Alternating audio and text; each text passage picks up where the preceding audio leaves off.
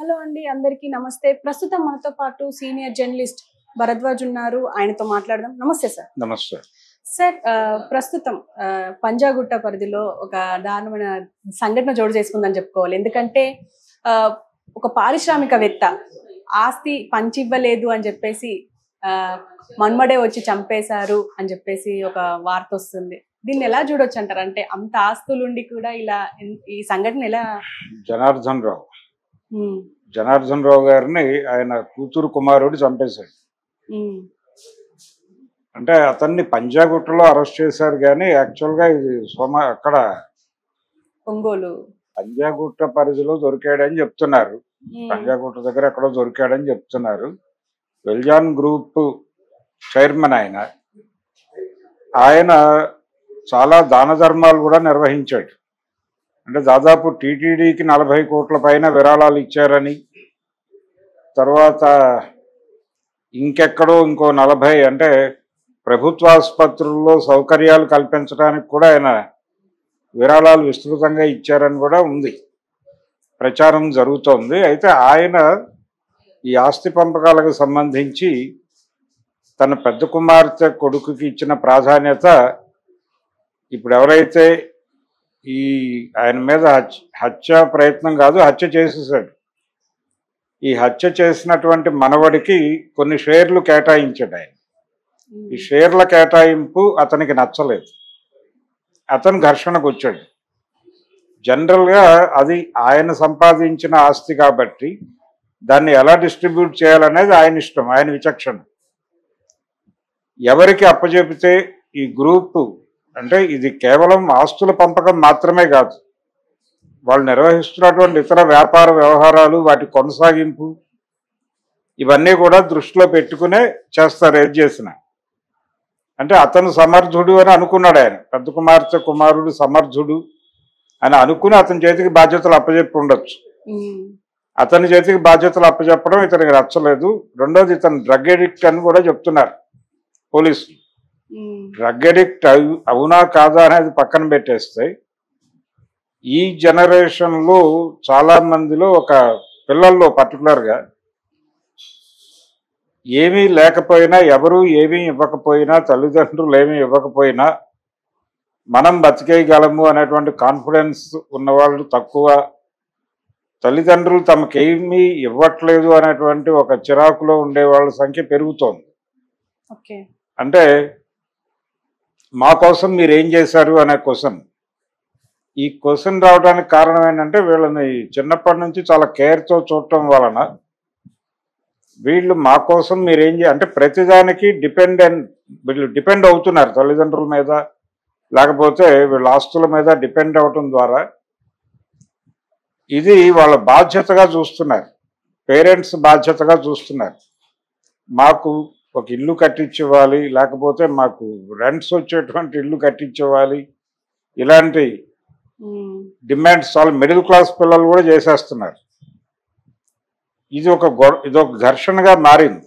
అంటే తల్లిదండ్రులు ఇస్తారా ఇవ్వరా అనే దాంతో పక్కన పెట్టేసి వీళ్ళ జీవితంలో వీళ్ళు నిలబడి ఏం సంపాదించుకుంటారు వీళ్ళ కోసం అనే ఒక, అంటే తమ మీద తమకే ఉండాల్సినటువంటి నమ్మకం లేక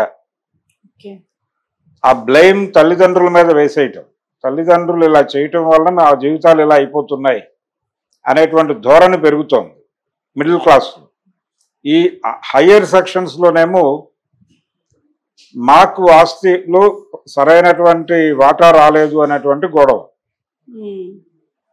ఈ ఆస్తిలో వాటా, పైగా కూతురు పిల్లలు, వీళ్ళు కూతుర్ల పిల్లలు, బహుశా ఆయనకు ఆడపిల్లలు మాత్రమే ఉన్నట్టున్నారు. అందుకని కూతుర్ల పిల్లలే ఆ ఆస్తికి వారసులు, అందరికీ సమానంగా ఇవ్వాలి అనేది కూడా డిమాండ్ కాదు ఆ కుర్రాడిది, ఎవరైతే హత్య చేశారో అతను. నాకు మేజర్ షేర్ ఇవ్వలేదు అనేది గొడవ. ఈ మేజర్ షేర్ ఇవ్వలేదు అనే ఉద్దేశంతో ఆయనతో ఆర్గ్యుమెంట్కి దిగాడు అతను. అంటే జరిగిన సంఘటన, ఆయన వాళ్ళ మదర్తో వెళ్ళాడు తాతగారింటికి. వెళ్ళిన తర్వాత అక్కడ చర్చ జరుగుతోంది. ఈ చర్చ సందర్భంగా ఆవిడ కాఫీ తీసుకొస్తానని కిచెన్లోకి వెళ్ళారు. ఆవిడ కిచెన్లో ఉండగా ఇతను అటాక్ చేశాడు తాత మీద. అటాక్ చేసి ముందే కత్తి పెట్టుకుని ఉన్నాడు, అతను ప్రిపేర్ అయి ఉన్నాడు. ఒకవేళ నా మాట చెల్లుబడి కాకపోతే తాతను చంపేద్దామని డిసైడ్ అయి మేబీ చెప్పుంటాడు, మీరు నా మాట వినకపోతే చంపేస్తాను అని కూడా చెప్పుంటాడు. ఆయన దాన్ని సీరియస్గా తీసుకొని ఉండకపోవచ్చు, ఏడిసావులే అనే పద్ధతిలో ఏదో మాట్లాడి ఉంటాడు ఆయన. వీడి ఈగో హర్ట్ అయ్యి వెళ్ళి అటాక్ చేసి దాడి చేస్తాడు. ఈ దాడి జరుగుతుండగా ఈ అరుపులు కేకలు విని ఆవిడ కిచెన్లో నుంచి వచ్చింది. వచ్చేసరికి అడ్డుకునే ప్రయత్నం చేస్తే ఆవిడ మీద కూడా దాడి చేశాడు. ఆవిడ కూడా గాయాలై ప్రస్తుతం హాస్పిటల్లో ఉంది ఆవిడ. ఈలోపు వీళ్ళ వాచ్మ్యాన్ ఎవరో వచ్చాడు అక్కడికి, అతని మీద కూడా అటాక్ జరిగింది. అటాక్ చేసి పారిపోయాడు. ఫైనల్గా దొరికాడు. అతను దొరికిన తర్వాత ఇప్పుడు అతని సైకలాజికల్ కండిషన్ ఏంటి అనేది చూడాలి. అతను డ్రగ్ అడిక్ట్ అయితే అయి ఉండొచ్చు. డ్రగ్ అడిక్ట్ కాబట్టి ఈ హత్యాకాండ జరిగింది అనే ఒక యాంగిల్లో చూసేస్తే సరిపోతుంది. ఇది కాదు, డ్రగ్ అడిక్ట్ కాబట్టి హత్యకు పాల్పడ్డాడు అనే దానికంటే కూడా ఇతను డ్రగ్ అడిక్ట్ కావడానికి ఇతని వ్యసనాలు, ఇతని జీవితము, ఇతని లైఫ్ స్టైలు, ఈ లైఫ్ స్టైల్ డిజైనింగ్లో వీళ్ళ పేరెంట్స్ పాత్ర, సొసైటీ పాత్ర ఇవన్నీ ఉంటాయి. అంటే దేనికి ఎక్స్పోజ్ అవుతున్నారు వీళ్ళు, ఎవరెవరితో ఏమేమి మాట్లాడుతున్నారు, ఏ అభిప్రాయాలు ఎక్కించుకుంటున్నారు బ్రెయిన్లోకి పిల్లలు, వాళ్ళ బ్రాటప్ ఎలా ఉంటుంది, వాళ్ళలో తెలియకుండానే వాళ్ళు చిన్నప్పటి నుంచే ఎక్స్ప్రెస్ చేస్తారు. ఈ అభిప్రాయాలు ఉంటున్నాయి వీళ్ళల్లో అనేది అర్థమవుతుంది తల్లిదండ్రులకి. అయితే వీళ్ళు ప్రాపర్గా వినరు. వినక వాళ్ళల్లో పోగుపడుతున్నటువంటి అపసవ్యతల్ని అర్థం చేసుకుని వాళ్ళని ఇమ్మీడియట్గా గైడ్ చేయాలి.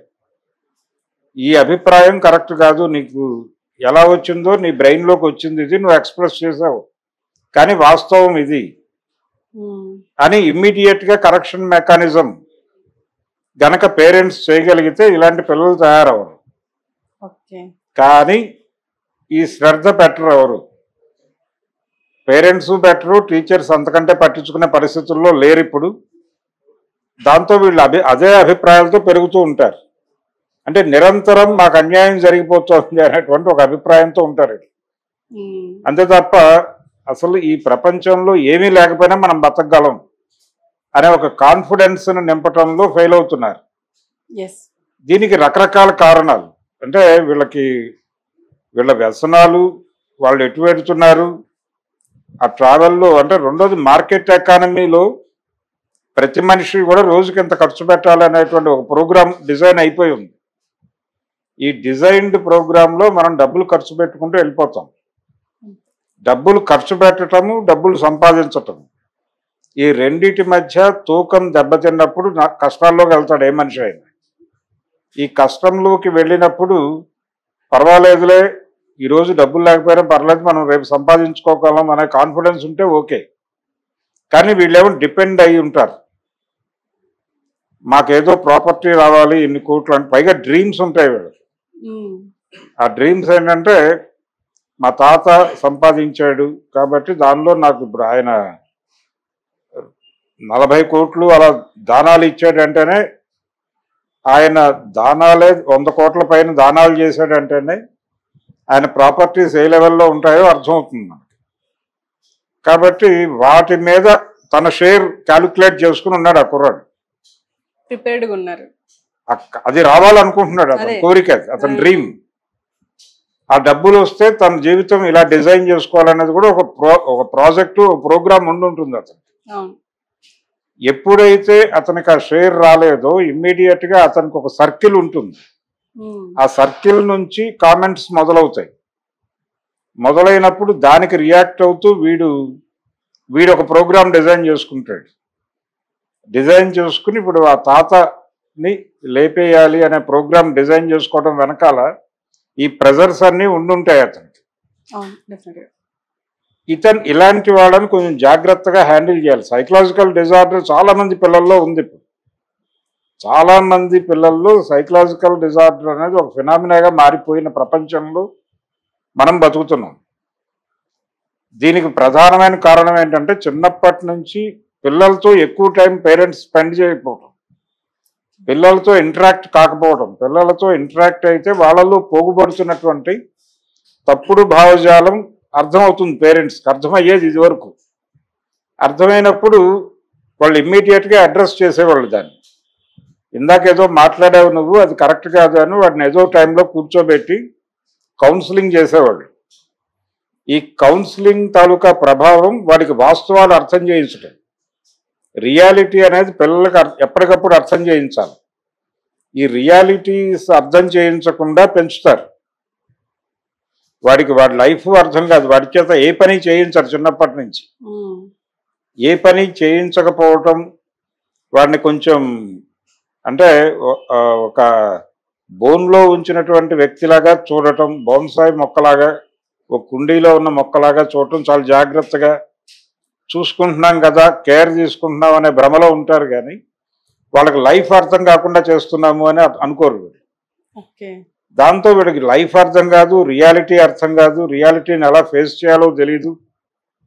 రోజువారీ సమస్యలతో నాకు ఏ సంబంధం లేదు, ప్రతి పని ఎవరో చేసి పెడతారు అనుకుంటారు. ఈ ఎవరో చేసి పెడతారు అనుకున్నప్పుడు చేయటానికి ఎవరు లేరు అన్నప్పుడు వీళ్ళ రియాక్షన్ చాలా వైలెంట్గా ఉంటుంది. ఆ వైలెంట్ రియాక్షనే ఇప్పుడు మనం చూసాం. తాతని చంపిన మనవడు అనే కథలో చూసాం. కాబట్టి ఇలాంటి మనవళ్ళు, ఇలాంటి కొడుకులు చాలా మంది తిరుగుతున్నారు సమాజంలో. చాలా మంది తల్లిదండ్రులు తమ పిల్లల్ని చూస్తేనే భయం వేస్తుంది ఈ రోజుల్లో. అంటే పిల్లలు ఎక్స్ప్రెస్ చేస్తున్నటువంటి, అంటే వాళ్ళు పెరిగిన తర్వాత ఎక్స్ప్రెస్ చేస్తున్న అభిప్రాయాలు చూసి భయపడుతున్నారు. ఈ అభిప్రాయాలు వాళ్ళకి ఈ ఒక్కరోజుతో రాలా, ఈ ఒక్కరోజుతో వచ్చినవి కాదు. అది వాడు చిన్నప్పటి నుంచి వాడిలో నెమ్మదిగా మేటేసుకుపోతున్నటువంటి భావజాలం తాలూకా రియాక్షనే ఇప్పుడు మనం వింటున్నాం. ఇది ఇలాంటి ఎక్స్ప్రెషన్ వాళ్ళ నుంచి రావడానికి కారణం మనమే అని చెప్పి వీళ్ళు అనుకోరు.